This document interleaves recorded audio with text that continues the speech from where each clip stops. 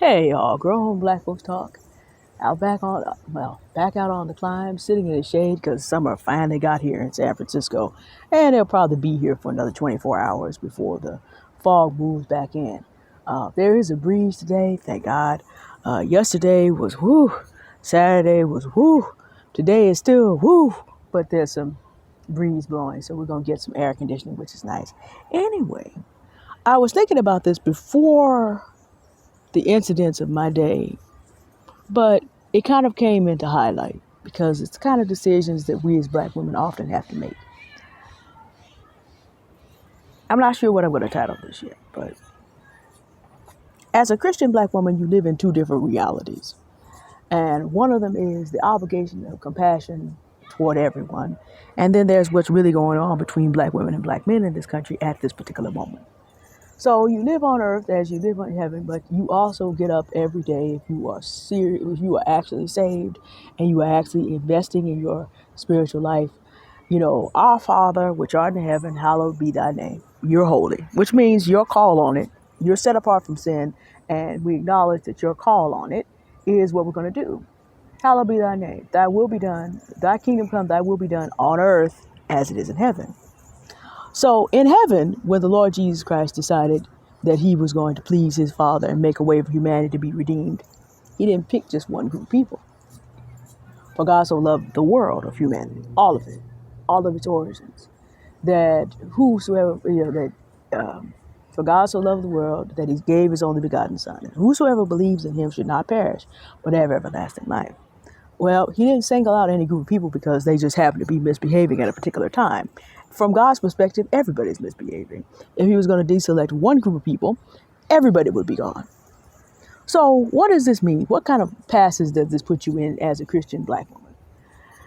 Let me prelude this by saying that the manosphere does understand something, just with a very poor understanding of it. Manosphere men are looking for women who are what they think rich white men would get based on being rich white men. But if you just have an American mindset on what men want in the world, and if you have an American impoverished mindset, you really are very limited in your understanding. So you're going to get some very bad takes on what women are actually found desirable everywhere and how old people actually marry. And then, of course, we're not talking about people that study. Even if you study, the world is much more complicated than it looks from sitting in the United States of America. And there's all kind of people looking for all kind of different things out here. But you can't necessarily see that from here. You have to actually study and maybe even get outside the country a little while and really look and see what's going on. That said, this is not a big studying crowd. But they do understand something. They are looking to select a mate based on what will allow them to live like the men they worship. Mentioned rich white men. I've said it before in a different way, and I'm going to say it again. Black men of that mindset are more interested in being Thomas Jefferson than freeing Sally Hemings. Except the class of men with Thomas Jefferson doesn't care what you do. You ain't getting up there. Nope, that's not for you. You weren't born a European. You don't have a noble heritage that goes back for centuries that they acknowledge. Not going to happen. You're not going to have the capital base to ever be able to do that. Simply no. But people love their delusions. However, there is a grain of truth. If you're going to pick a mate based on your climbing through American consumerism, certain women are considered arm candy. Certain women are considered more valuable because their status with the people that you're trying to actually impress. This is true. Black men have thought about, though, what begins to happen if black women look back at them and say, okay, 1/3 of you are felons. And with racism being what it is, it may as well be 3 of 3. Because now, if I choose a black man as a mate, I have to walk through the world as someone who is seen as, let's say I have the ability to climb just based on skill and positioning. Just because I happen to know what Goldman Sachs is doing, I happen to know what Grameen is doing, I happen to look at the doors that are open, and I'm not saying this is a fair assessment, I'm just saying, let's suppose we were to do that. And there are plenty of voices admonishing us to do that, but let's say we were all to do that. Well, in the circles that I'm trying to get to, if I bring you, I will most likely be seen as a vector to undesirable people. If you're not a felon, you're listening to felon music. Music that degrades, that dehumanizes, that promotes violence, that promotes out of control sexual behavior, which we know is a deterrent to gathering wealth. So if I choose to spend my life with you, you are going to be a problem for me. I am going to lose status by being a vector of a population that's 1/3 felons, and also being a vector of the very men who put the N word, the B word, the H word as referring to black people back into circulation. You know, this is not something that white men did to black men, per se. They may have owned the companies and paid for it, but people had to still sign up to go ahead and call themselves N's, B's, and call their women B's and H's publicly. And that left room for all of the young white men who think it's cool to do this, and all the young white women. When I say young, I mean young relative to when this change started in hip hop. These are still people my age and younger who now are talking about, y'all can say it. If you don't let us say it, that's racism. And you don't have an argument for that because there's too many rappers that have already degraded the people. So as a black woman, if I intend to move up in American consumerism, a black man, for actual reasons that exist in data and on paper, can be a liability. For real. See, this is the thing. Something that rich men actually know. People marry at all ages, and they tend to marry their age rates into the 40s, the 50s, and the 60s. So, you know, for those who are looking to actually form relationships that are mutually fulfilling, you don't have to be between the age of 18 and 25. In fact, that's a very bad age for that, in that respect. Rich men are looking for skills that will help them do what? Increase their wealth. And they know, they don't feel like black men have this idea that a man has to get out there and do it all by himself. That's John Henryism. You know, that all you need is a woman to just show off to show that you the man now. No. That's not how this works. If you look at how wealth is actually built, you see that it is a full family effort, for good or bad. It's another video, but I thought the other day, you know, some women that black men want so bad come from a culture in which you have the Valkyries come celebrate that man's death. He goes to Valhalla, the women left behind keep the wealth, and it's celebrated. Y'all look up the Norse mythology sometimes about this. The Greeks have this too. Anybody ever heard of Nike? You know how white men who own these companies are laughing? You are wearing a shoe named for the goddess that comes to pick you up and leaves your woman the wealth. And men who are more likely to be pushed toward white women are pushing and wearing these shoes. When you don't know, you don't know. But hey, like I said, stuff you don't know when you out there chasing somebody down. But as a black woman, you actually now begin to have real problems because felons are at a status in which they have the rights of slaves, in essence. Y'all, if you don't know how bad that is, go do your black history and find out. So 1 out of every 3 chances, even if that man is reformed, that's where his status is in the world. Not going to be able to get jobs, not going to be able to be trusted starting business, not going to be able to trust a certain enterprise. So he's got to move in a particular way to be able to support a family. And there's always just that element of when you have that on your record, it causes problems. It hampers you. 1 out of every 3. 1 out of every 3. That's a serious problem. It's a serious problem that black men make and support music that dehumanizes us all. That's a serious problem. I live in a neighborhood that has been well and truly gentrified. And so whenever a black man does something and I'm within 1,000 feet of it, someone's going to ask, do you know him? Some of the time I do.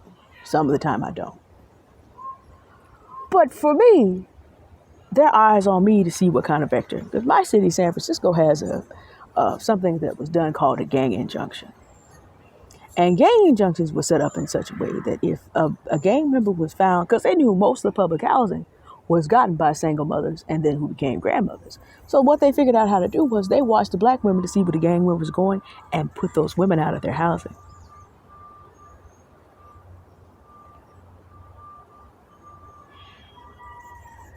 So what happens is you're seen as a vector for men that are undesirable to the community. You also will suffer the consequences.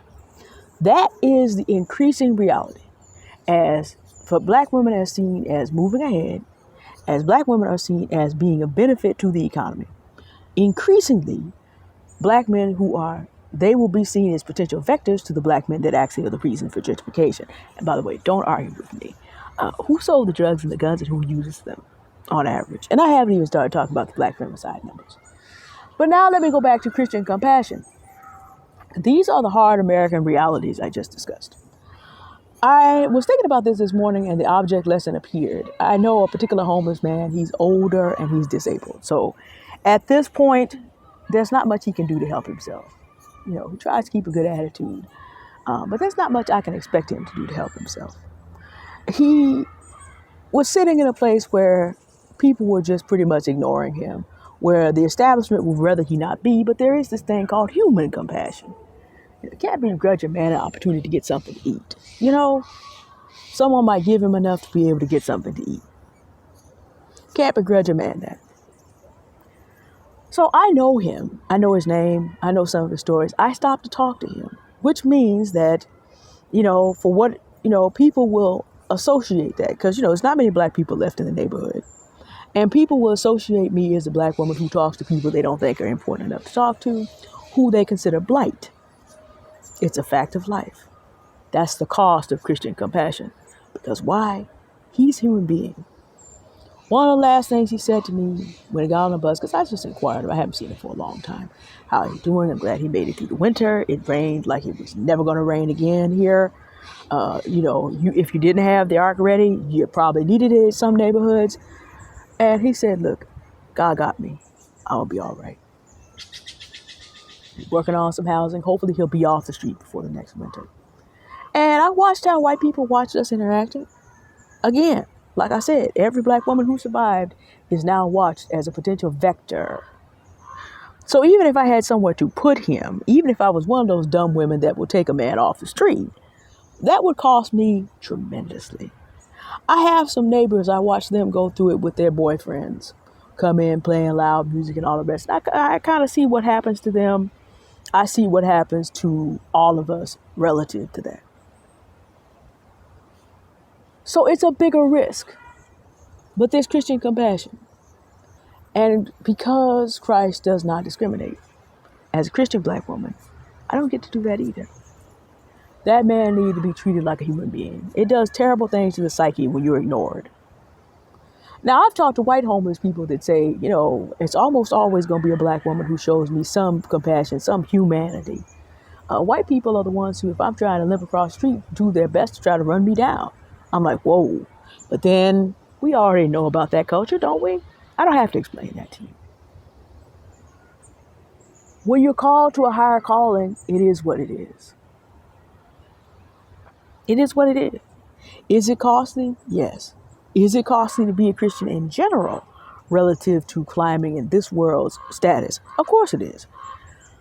Unfortunately, as the economy continues to be, we are in a not unofficial recession. No one's going to admit that there's a recession, but some people are definitely feeling it.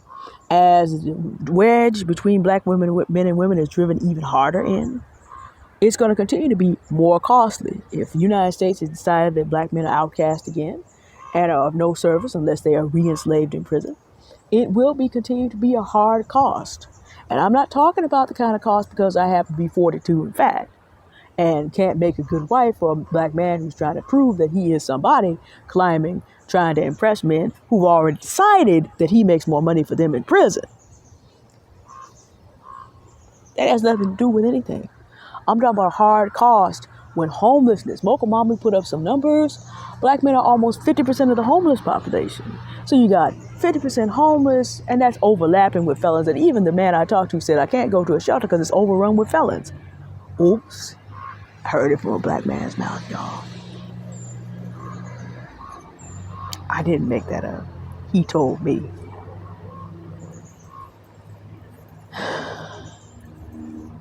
That's a tough situation.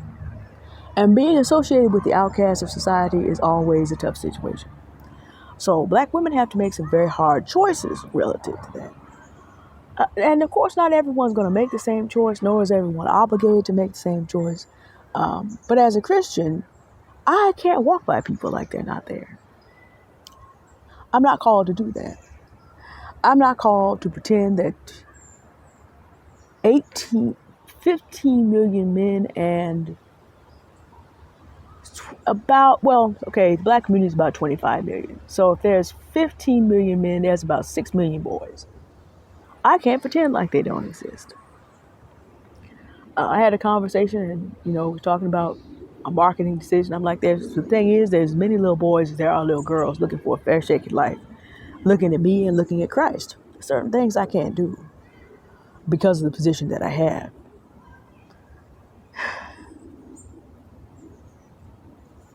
Does this mean from this world's perspective that, there's going to be a cost in terms of, so there's a lot. If you're concerned about climbing in this world, the divestment and hypergamy sisters have a point. They have a point. Not a complete point. I mean, my father and some other black men are living well in the same community. And these are known to be hardworking men. These are, even the new people tend to show them respect because they meet other white people that have been there longer. But every time the community turns over, it also helps their old men. So they're not seen as a threat to anything. And frankly, because my father is so respected by the men who are more stable in the community, that also helped me. But here's the thing. But there are always going to be black men that do well. And so the other advantage of not engaging in the bigotry that the society engages in is that you're able to do good work with those that are doing well. I need to talk to y'all about a conversation I had with a brother some time ago and kind of break that down from our perspective as primarily black women, but just generally as black people. But this was the thought I was having. It's the thought I was having this morning, and then the object lesson appeared. So I thought I would share it. Anyway, y'all have a good day now. I will probably do one more of these here to put up for tomorrow. All right. Y'all have a good day now. Bye.